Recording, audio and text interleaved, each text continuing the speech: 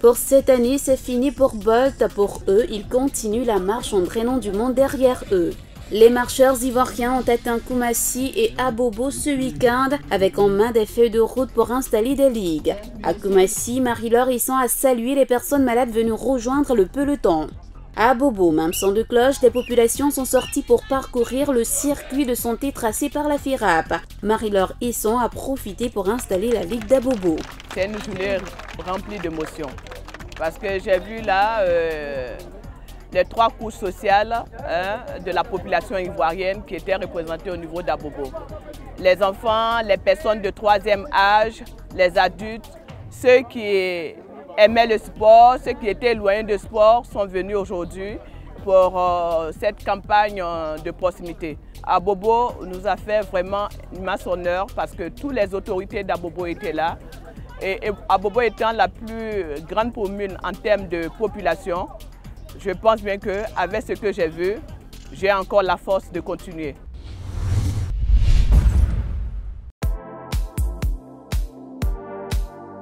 Le Centre Emmanuel est une des rares écoles de basketball qui opère ici à Bingerville. Ici, on allie sport et études. Pour cette fin de saison, coach Marcelin et les parents des pensionnaires ont tenu à redonner envie aux jeunes apprenants de redoubler d'efforts pour cette année scolaire qui pointe à l'horizon. Pour cela, ils ont organisé une cérémonie pour récompenser les meilleurs joueurs et élèves de la saison écoulée. Le jeune Ekra fait partie des meilleurs de la saison. Son rêve est de réussir tant bien à l'école que dans le basketball. Il faut savoir allier sport et études. L'un ne va pas sans l'autre, c'est un équilibre au milieu. Pour cette année scolaire, tout ce que je peux dire, c'est que c'est juste un encouragement pour continuer à redoubler d'efforts et à l'école et au basket. Avec le basket, il reste concentré sur ses objectifs, tant à l'école que sur ce playground, qui voit aussi de jeunes pousses leur emboîter le pas. Pour les parents, c'est une ère dans laquelle il faut permettre aux jeunes de faire une activité qui permette aux jeunes d'acquérir de la concentration et suivre les études. Un élément déclencheur, et c'est surtout bien que les enfants s'adonnent au basket que de s'adonner peut-être à d'autres jeux qui ne sont pas vraiment commodes, disons. Donc c'est bien qu'ils fassent le basket que vraiment qu'ils fassent autre chose. Donc moi, je pense que c'est une très bonne chose. Coach Marcelin a trouvé la solution et ça marche. Ce que nous faisons aujourd'hui, c'est encourager les jeunes à faire davantage, à travailler davantage et au basket et à l'école. Donc en fin d'année, chaque fin d'année, on récompense les meilleurs résultats pour leur permettre vraiment de mieux travailler. Cette saison, le Centre Emmanuel, qui est aussi un club de basketball, a fait 99% aux examens scolaires. Et pour cette rentrée prochaine, le centre compte faire bouger les choses avec la balle orange encore.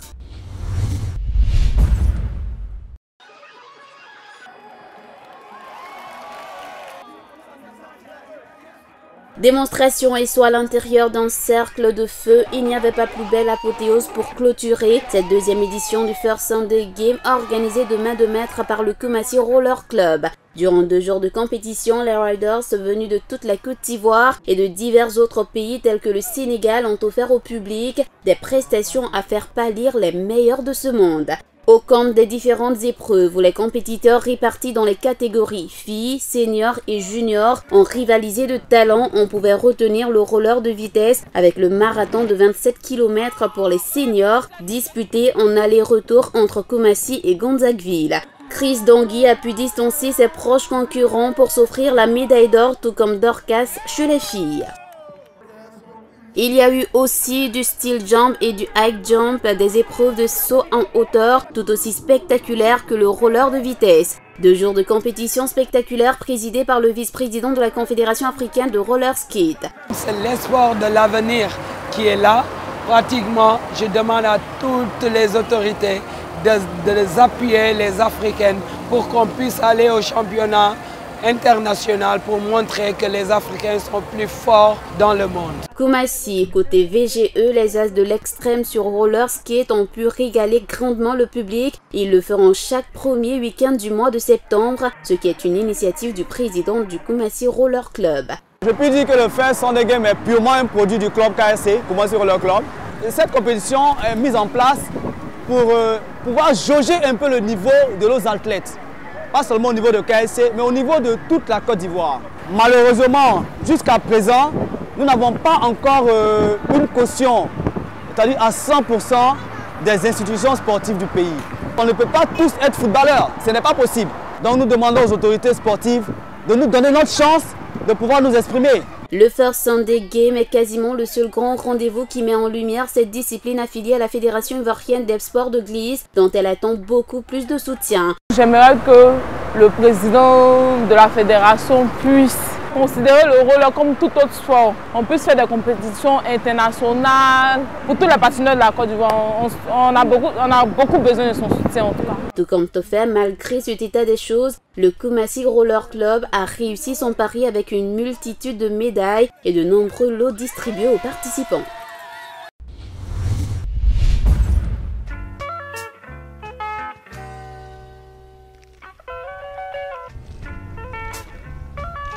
Après sa création, l'Union des centres de formation de football de Cocody a connu sa première sortie ce week-end à Adjan et à Akwedo. Comme promis, Déa Jésus et ses protégés ont reçu la visite de Connie Tchekbe et du tout nouveau directeur technique national pour superviser les rencontres de sélection de la commune.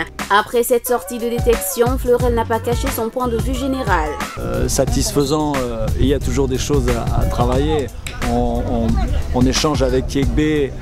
Et c'est important pour nous de voir le niveau de jeu, de voir ce qu'ils savent faire, ce qu'ils savent un peu moins faire, de façon à ce qu'on puisse orienter la formation des éducateurs, la formation des entraîneurs et pallier à certains manques. Alors c'est plaisant, comme je l'ai dit encore ce matin, il y a beaucoup d'enthousiasme, beaucoup d'envie, beaucoup d'intensité.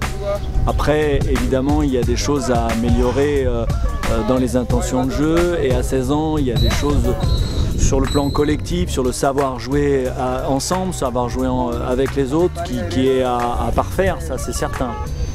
Après Abobo, Yopougon, Koumassi, Adjamé, Cocody bénéficie aujourd'hui d'un regard plus attentionné de la DTN. Une seule raison, la création du cadre de l'Union.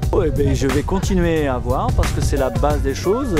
Il faut que je continue à aller voir ces rencontres. Il faut que je continue à rencontrer les éducateurs et les encadreurs et les dirigeants pour qu'ensemble, on propose, on ait une offre de pratique la plus adaptée possible et surtout une offre de pratique qui permette au plus grand nombre de jouer et de progresser et d'être véritablement dans les apprentissages. Donc je vais revenir, je vais aller voir ailleurs, je vais voir d'autres matchs, j'espère le plus possible.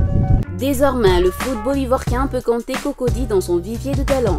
L'objectif, c'est de renforcer les liens de fraternité entre les centres de Cocody et de promouvoir tout ce qui est idéologie de tolérance au niveau des joueurs et aussi enseigner aussi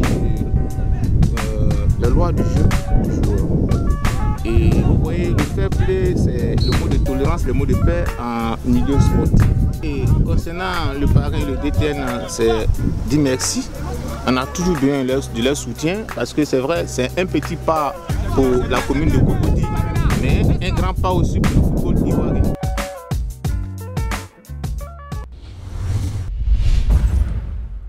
Marcory, le tournoi des pros a pris fin dans une belle ambiance. Le parking Vieux Gazeur a refusé du monde pour ce tournoi destiné à célébrer les footballeurs internationaux ivoiriens de la commune. Un événement que Hugues Hatché et ses amis sont prêts à rééditer les vacances prochaines au mercato hivernal pour célébrer ce que par ici on appelle les pros. Je tiens dans un premier temps à remercier toute la jeunesse dans son ensemble pour la participation effective et pour l'esprit fair play qui a prôné durant tout le tournoi.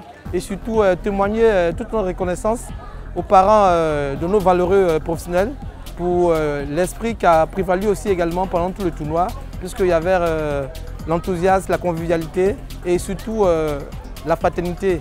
Cette finale a été remportée par Dadi FC.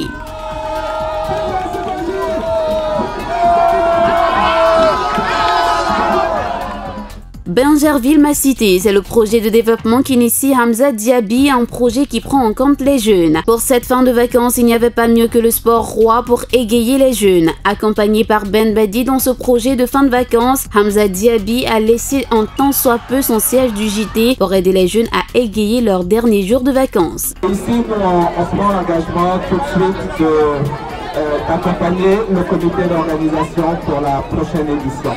C'est un événement. Moi, je pense qu'il doit se perpétuer.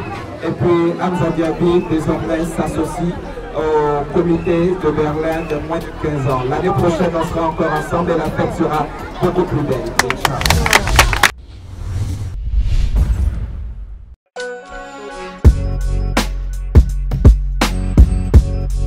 Le portier des éléphants a retrouvé les cages de la sélection, il a retrouvé sa sérénité et son assurance qui lui ont valu une belle CAN 2015. Ce dimanche à Port-Harcourt, il a bien été l'homme du match des éléphants sauvant l'équipe de situation chaude. Aussitôt rentré ce lundi à Abidjan, nous l'avons suivi. C'était jour de repos pour l'équipe, mais Gbo ne voulait pas partir à Lumumbashi sans avoir accompli un vœu qu'il avait en lui depuis longtemps.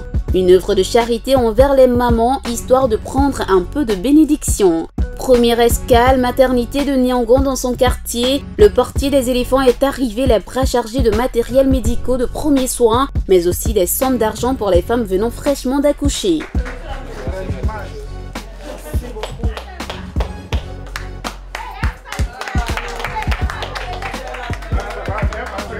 La bénédiction est encore plus lorsqu'il rencontre cette femme en travail qui reçoit de l'argent pour ses soins. Le portier fait un grand geste et boucle par un arrêt à Adjamé où il offre du matériel à la maternité Thérèse au feu de Boigny.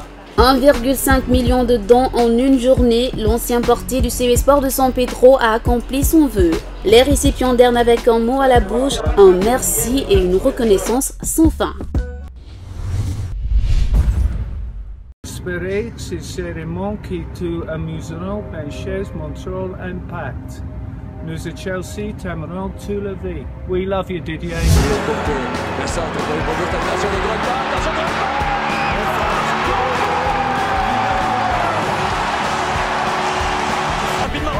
Drogba dans la surface, 3 buts, touche à droite. Quelle présence d'esprit de la part d'Embarquement, quelle présence d'esprit dans ça. Et c'est l'expérience de Nacho Gatti qui a eu la lucidité de jouer rapidement ce coup franc pour son partenaire. Deuxième poteau, Drogba, quel arrêt, magnifique parade, Drogba, le triplé. Derrière chaque victoire, il y a une histoire. Derrière la victoire de l'Impact de Montréal sur le Chicago Fire, une légende a fait le buzz. Didier Drogba n'a pas traversé l'Atlantique tout seul. Le matin du match contre le club lillinois, une petite surprise venue de Londres l'attendait. La bannière légendaire du Stamford Bridge avait été léguée par les supporters des Blues à ceux de l'Impact de Montréal. Une grande nouvelle qui allait faire du bien à l'Impact comme un porte-bonheur. Le soir du match, dans les vestiaires, Red Cooker lance les paroles de motivation dans les tribunes. On dévoile déjà la surprise. La suite est tout simplement magique. Didier Drogba va encore transcender.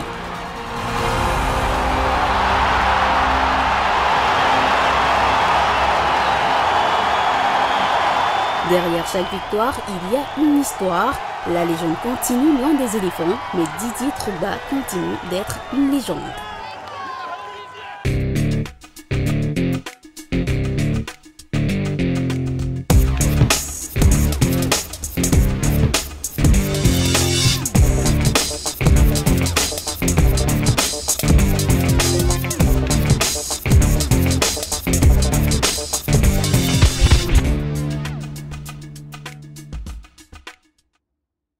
Allez, je vous donne rendez-vous demain pour le 4e numéro de la semaine. Portez-vous bien et prenez soin de vous et des autres. N'oubliez pas, vous pouvez nous rejoindre sur notre page Facebook Buzz de Sport, mais également sur notre chaîne YouTube Caméléo TV. D'ici là, soyez Buzz Player, car le buzz appartient à ceux qui suivent Buzz de Sport.